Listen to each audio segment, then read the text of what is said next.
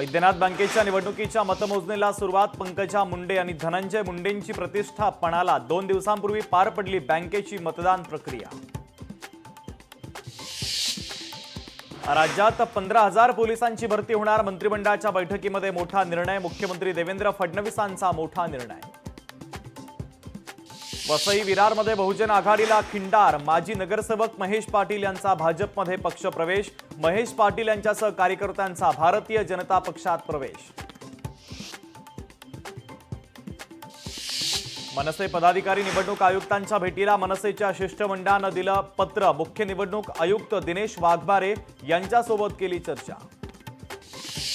नाशिकच्या गोदाघाट लगतचे वस्त्रांतरगृह पाडण्याचा निर्णय. पालिकेनं वस्त्रांतरगृह पाडू नये. पुरोहित संघासह महिला भाविकांचा विरोध. सोलापूर जिल्ह्यात पावसाची जोरदार हजेरी. पावसानं नदी नाल्यांना पूर आल्यानं वडजी गावचा पूल गेला पाण्याखाली. संपर्कही तुटला. नागपूरच्या नगर चौकामध्ये कारला लागली अचानक आग. वेळेवर अग्निशमन विभाग दाखल झाल्यानं मोठा अनर्थ टळला. आगीचं कारण मात्र अद्याप अस्पष्ट.